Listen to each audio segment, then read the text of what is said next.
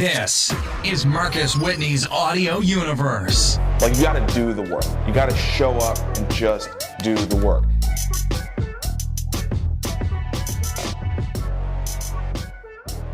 Happy Tuesday. What's good? Another episode of Marcus Whitney Live. And today, my guest, I love when I have the food people on because I fast in the mornings. I don't eat before the show, and then we talk food, and then I get like super hungry. And so as soon as the show is done, I go to my kitchen and I like crush everything. Today, new friend, and we're gonna have fun talking about food and culture and placemaking, making people feel comfortable, welcome, how food can connect us. And I think I'll stop now and introduce our guest for today, Louisa Shafia. Louisa, how's it going? Hey, Marcus. So good to be here. Yeah. And you are the first guest to jump on with the phone. And I have to say, so far, looks and sounds great. So congratulations on like breaking ground here on the show. The wonders of technology, Marcus. It's getting better all the time. It really is. It really is. So Louisa, why don't we just jump in and start by talking about your background, your story, and maybe your journey to this moment. Great. Well, thank you so much. And my goal is to make you hungry throughout this interview. So when you get off, you are going to be running and getting some Iranian ingredients. Okay. I love that. Yes. So I moved to Nashville about 5 years ago. Before that, I lived in New York City, but I'm from Philadelphia originally. And my dad is from Iran. My dad was raised Muslim in Tehran, the capital, and my mom is American Jewish, raised in Philadelphia. So I grew up with those two influences. Wow. And yeah, it's so strange. They're actually still married. Wow, that's amazing. We should It do really a whole is. episode down the line on your parents. Seriously, it would be really interesting, especially if my dad could be on it, because his accent is as thick as the day he got to America. I love it. Pretty funny. I love it. But so I grew up in a milieu that was more just like not religious and very far removed from my dad's heritage. I grew up during the whole hostage crisis in Iran. And, we kind of weren't really proud of our Iranian identity. Let's just say that. So, I grew up, ended up deciding to go into culinary for my career. And somehow, even though I started out cooking healthy foods, I found myself drawn to Persian ingredients. Saffron and rose water and pistachios and all kinds of things. And I decided to write a book on that kind of cuisine. And it really ended up being sort of a journey to figuring out my own identity. Sure. And yeah. And so here I am. I write and cook about Persian food. One of the best thing that happened to me here in Nashville was when the Muslim ban, the so-called Muslim ban, started in 2017. It was very upsetting for especially, people who have heritage from the countries that were affected by this ban, in Africa, in Asia, and certainly in the Middle East. And I was so upset. And I have a lot of extended family in the U.S. From Iran with, different kind of statuses, like they're on student visas or, work visas. And it really affected me personally. And I reached out to the Tennessee Immigrant and Refugee Rights Coalition, which is based in Nashville. Amazing, wonderful nonprofit. They are the organizers of the International Food Crawl every year. And I told them, I called them up and I started crying. And I said, I'm really upset about this Muslim ban. Can I make some Persian food, do some Persian dinners to raise funds for your immigrant and refugee advocacy work? And it'll just give me a way to contribute positively to this dialogue around immigration. And we did it. We had our first dinner at Butcher and Bee restaurant in East Nashville. And then we did another one at the Post, which no longer exists, but it was in East Nashville, wonderful, venerable place, run by our good friend, Tanya. Tanya, the best. The best.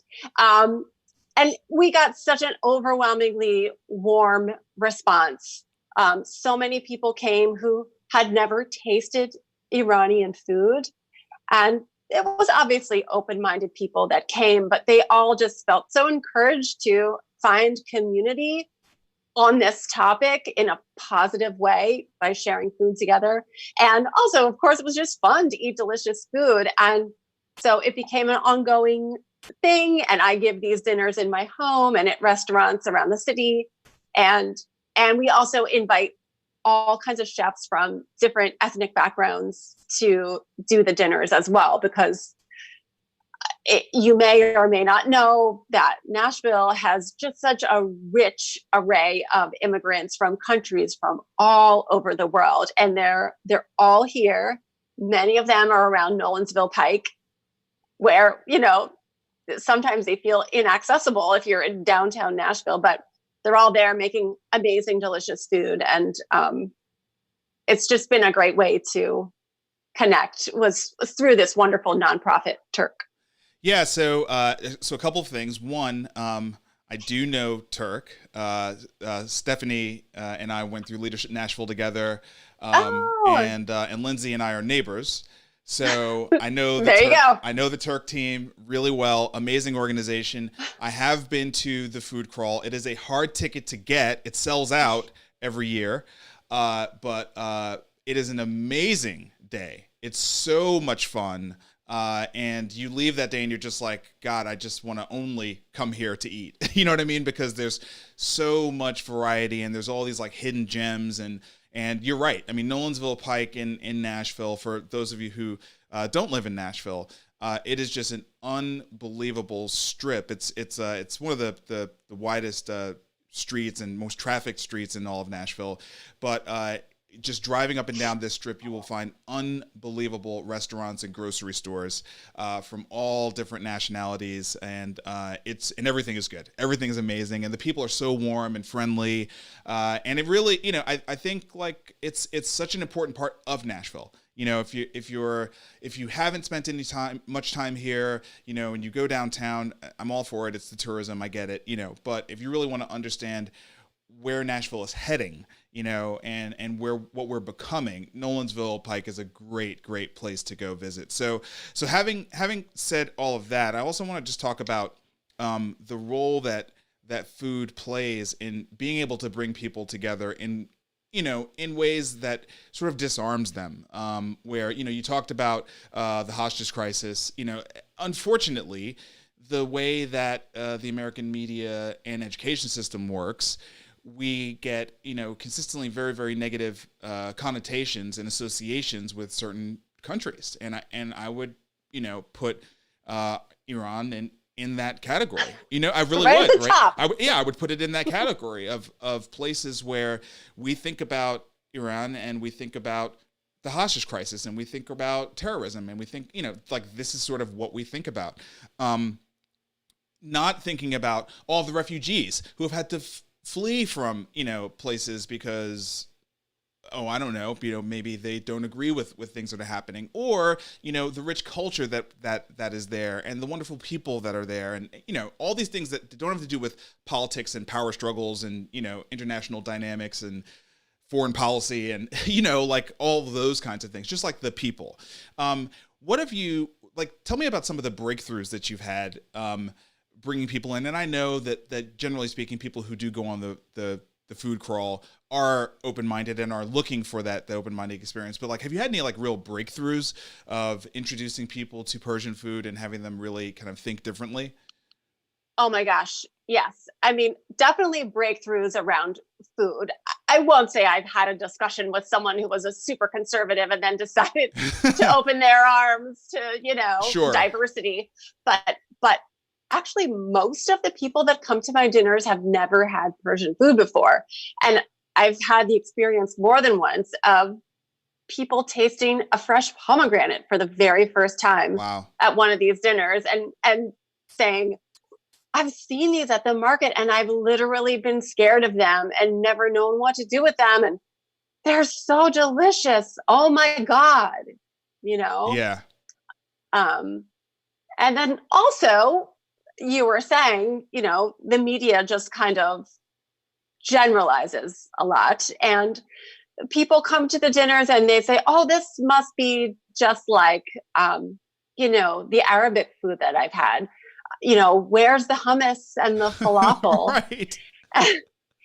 And it gives me a chance to enlighten people about this cuisine that I am so passionate about and explain to them, well, actually, Iran has mountains and there is snow, 12 months out of the year on top of these mountains that are world-class ski destinations. And because of this, we actually have orchards and there's irrigation and water and all kinds of beautiful fresh fruits. One of the sort of classic signatures of Persian cuisine is stews made with fruit and meat. One of our most famous ones is chicken with pomegranate. So it's like a little bit sour and a little bit sweet. There's also like lamb with quince and, beef with, say, peaches. It's all like you use the fruit in any way you can. It's not just for dessert like we think of it mostly in, the West. Yeah. So I love making this food for people and, garnishing with rose petals and, having people taste, say, saffron rice for the first time. And there's this really fun thing that we do with Persian rice is we make something called tadig on the bottom of the pot. It's like the fried layer of rice that's crunchy. And you do this whole dramatic thing where when the rice is done cooking, you put a plate on top and you flip it over.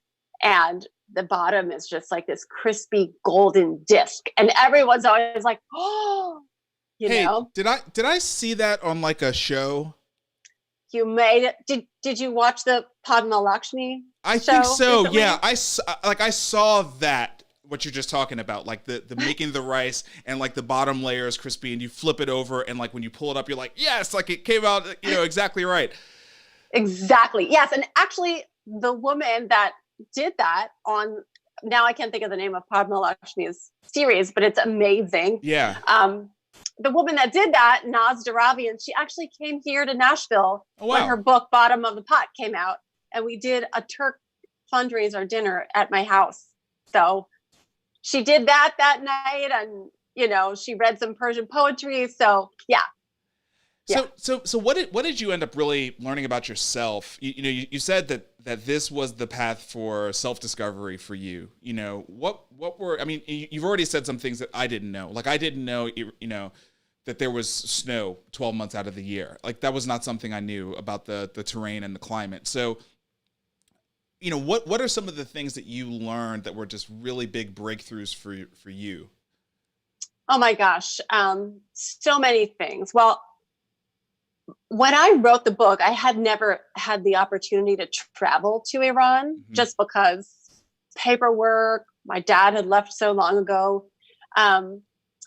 So there were things I didn't understand that I understood even more deeply once I got to go to Iran in 2014. And an Iranian friend of mine said to me, when you go to Iran, you will see the things in yourself that are Iranian. And I thought, God, I wonder what he's talking about. I really don't know. I grew up in Philadelphia and just like this urban, sophisticated milieu. I was like, I don't know what he's talking about. And then I went and I realized, oh my gosh, I do this thing that in Persian culture is called taruf. And there's different ways to describe it, but it's sort of social rituals that if you're a Westerner can come across as sort of fake politeness, but it's an ancient way of conducting yourself. An example is in Iran, if you are, say, at a long table even if you don't know the people next to you, if their food comes before your food comes, they will turn to you and say, would you like some of our food? And you're supposed to say no. But it's just like a politeness ritual. Yeah. And I realized how much I do that. And it's like, my friends don't do that. My other American friends don't do that. I super 100% got it from my dad. So that's one of the things I realized. It's like, oh my gosh, like Iranians, you always offer to cover the check first if you go to a restaurant, I love it. Stuff like that. I realized. But it was also just so much deeper. Like I really embraced this part of my identity. I mean, in the US, it's changing, I think, but we've always had this one beauty ideal that is pretty white, like blonde hair, blue eyes, whatever. And so growing up, I had super curly hair and like big eyebrows, and it was hard to think of oneself as attractive. You didn't see other images coming back at you that were idealized as beauty. Not that that's like the end all be all, but it's a thing. But it's a thing, and it's part of your subconscious. And after going in depth with this cooking research and cooking with my extended family and cooking with just Iranian friends, I felt inside so much beauty and so much pride around this culture. And I had this experience that maybe kind of encapsulated it. Was there's this amazing place in Irvine, California, that is a food market / food hall. And I went there, and whenever I go to LA, I like to go to the, food markets and shop around. And I went to this place with this new awareness when I was researching my Persian cookbook and, looking to taste as many dishes as I could. And so I, got my order and I sat down with my tray in the little cafeteria area. And I looked around and I looked like everyone else in the store. And that had literally never happened to me before. And it was incredible. Not like you always have to have that all the time, but it just really helped me get a better sense of myself. Yeah, that's amazing. So like, let's continue down that path a little bit, but maybe broaden it from your own personal experience. You haven't just written your book, you also write. And you write about food. You've recently written an article about who's soon going to be a guest on the show and currently my favorite ice cream chef, Loki.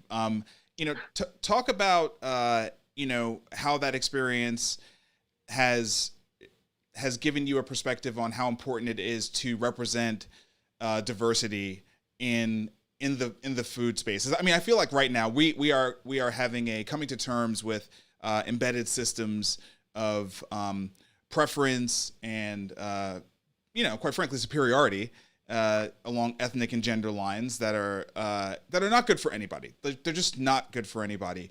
Talk a little bit about like your writing and how you have experienced this now that you have had these experiences that are that make you feel proud and your words beautiful, which I think is so important and so amazing for everybody to see themselves as beautiful. How important is it that we do much more work to diversify around food? Well, I love everything that you just said, and it's so important. And so you were mentioning Lokalani Alabanza. Have you tasted her ice cream yet? I have had, yes, I have had it. She's delivered it. I've eaten it. Oh, it's good. very good. I haven't ordered seconds because at some point you have to realize like you're going to have a real issue with something. You're going to be eating it instead of like, I don't know, oatmeal for breakfast or something like that. So yeah, it's outstanding. I can't wait until I allow myself to order it again. Yes. Yes. Oh my God. Well said. Yeah. So her ice cream is incredible.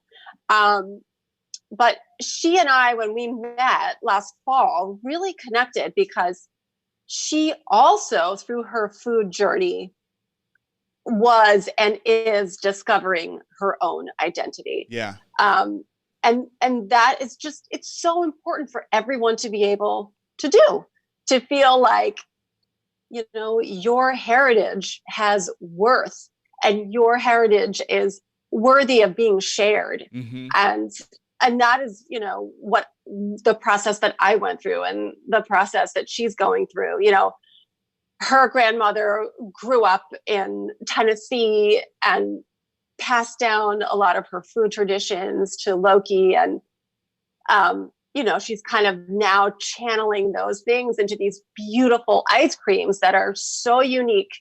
And, you know, she's adding a new voice to our landscape. Absolutely.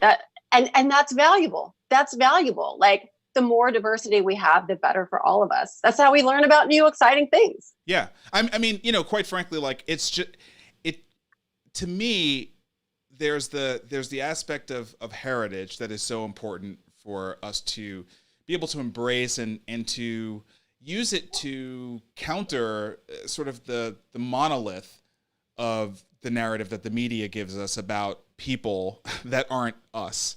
But there's also this opportunity for innovation, which I like absolutely am passionate about and love. And I have to say, like, the idea, the image of a Black woman who's also an ice cream chef is just, it's just so cool. You know what I mean? Like, it's just like the coolest image. You know what I mean? And like from there, it's just like, okay, well, if that can be an image, then all of the things you can like build off of that image. You know what I mean? I know what you mean. That like, it just opens up a possibility that feels like it opens up another door in the universe. Yes. You know what I mean? That like wasn't like, forget the door was closed. I didn't even know the door existed. You know what I mean? Like, I didn't even know the door existed. And now it's like, she's not, you know, she's not just a Black woman making ice cream. She's making it with CBD and it's vegan and like, which means I can eat it. And it's like, whoa, hold on. this is, and they're flavors that you've never even heard of before. And then you're like, oh, this can be an ice cream? I didn't even think of that. Yes, exactly. It's unbelievable. And we're all the richer for it. Absolutely. Okay, you wrote a book, and having worked 5 years on a book, I put authors are special people. Okay? Like, it is hard. It is hard. It was hard for me. How about that? It may not have been hard for you, Louisa, but like, Marcus, for me, it's hard. I feel like if you put out something of worth, the process was hard. Dude. Like, if you're really sharing some truth, then like there's some blood on the page and it was hard. It is hard. So let's take some time to talk about your book, The New Persian Kitchen. So this book emerged out of my first cookbook, which was a lot of like seasonal, eco-friendly recipes that I'm still really passionate about, that kind of cooking. But I had a few Persian family recipes in that book. And when I was just playing around with those and researching them, I just said to myself, oh my gosh, I need to do a whole book on this because it's so beautiful.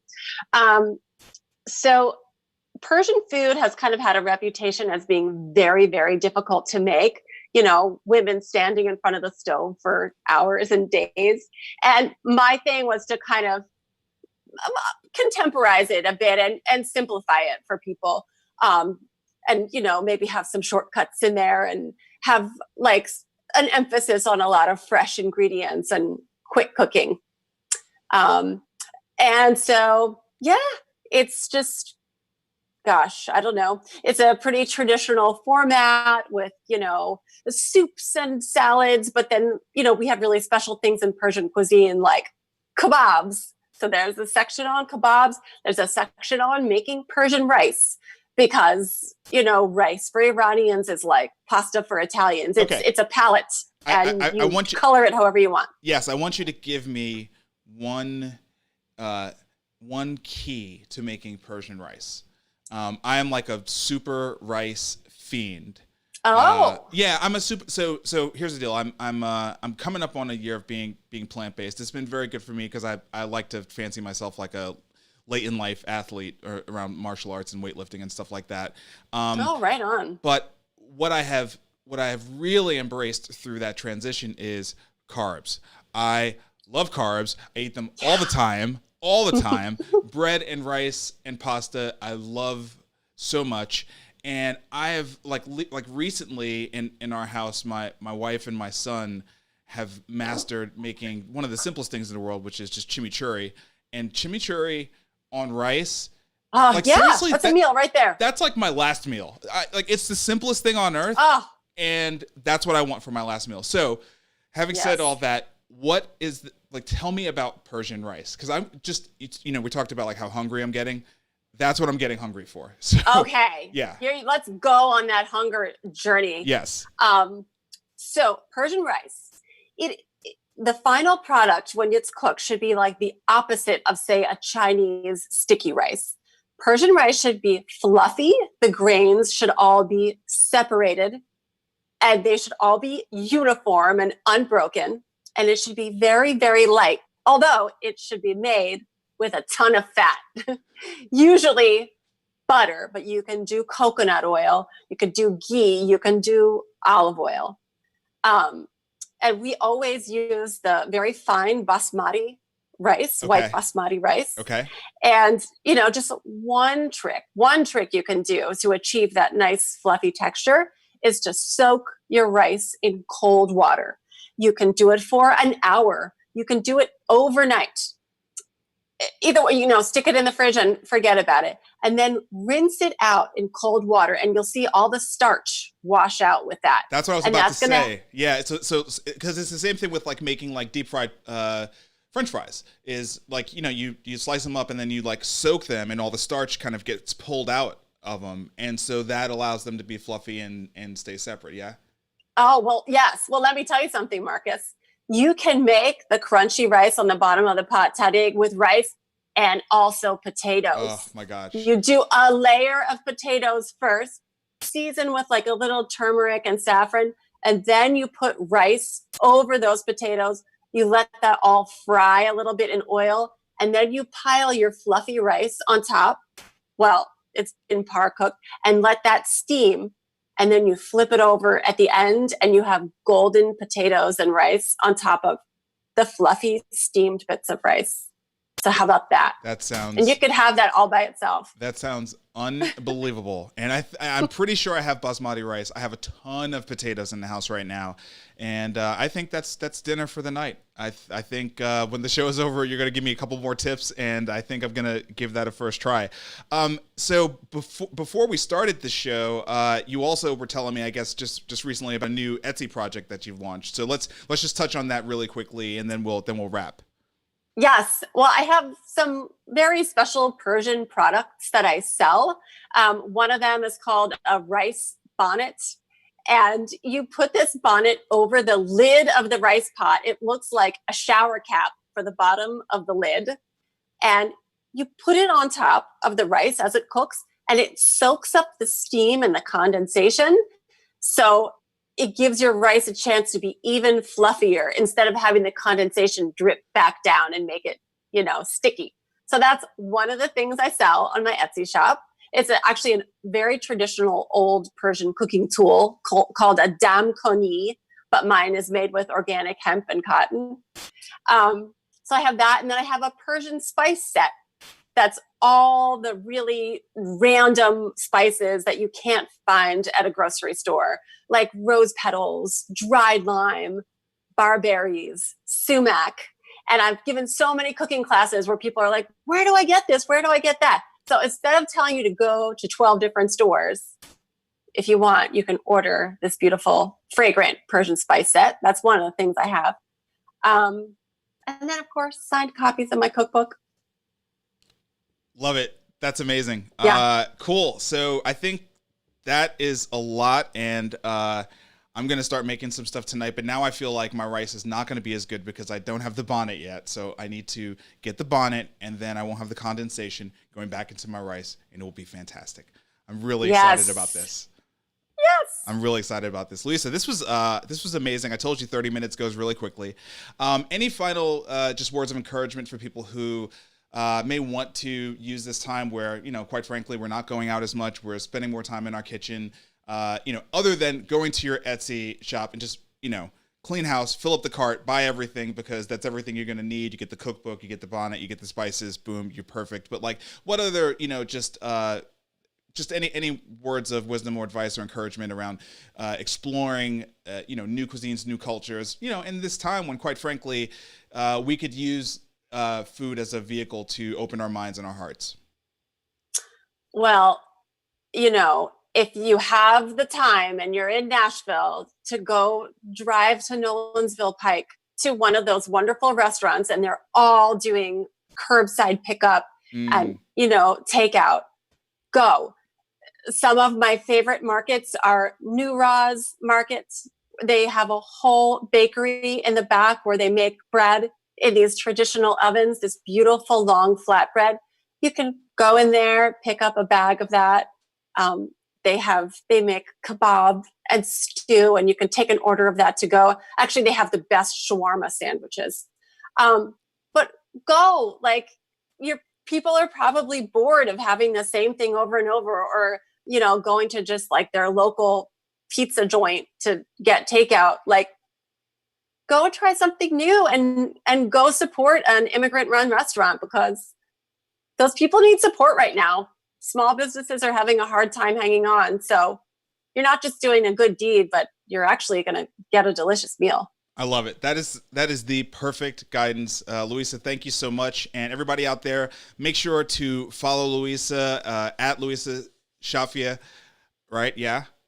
On Instagram, yeah. On Instagram, yeah. And louisashafia.com. If you haven't already, and I've heard from some people today that claim that they're really good friends of mine, but they are like, yeah, I haven't gotten the book. I don't understand that. Create and Orchestrate. It's in stores now. You already missed the bestseller window and the 99-cent deal on Kindle, so shame on you. But that's fine. You can pay more for the same thing. I'm cool with that. No, I'm just kidding. Go grab it. Create and Orchestrate, out now. The podcast, you're watching it live, but it also is archived every single day at Marcus Whitney's Audio Universe, wherever you get your podcasts. And of course, follow me online. Subscribe to the newsletter Two Worlds at marcuswhitney.com and at Marcus Whitney on all social platforms. That's it. I am not going to be back tomorrow because my good friend Marquise, who was going to be on the show tomorrow, he's traveling, and we just decided it was too much stress to rush it tomorrow. So he's coming on August 5th. So I'm taking the day off, which I probably need. But I have loved meeting with everybody every day, nonstop, doing the show. I will be back on Thursday, and everybody out there, have a great day, and let's build a new normal, y'all. Peace. Thank you for tuning in to Marcus Whitney's Audio Universe.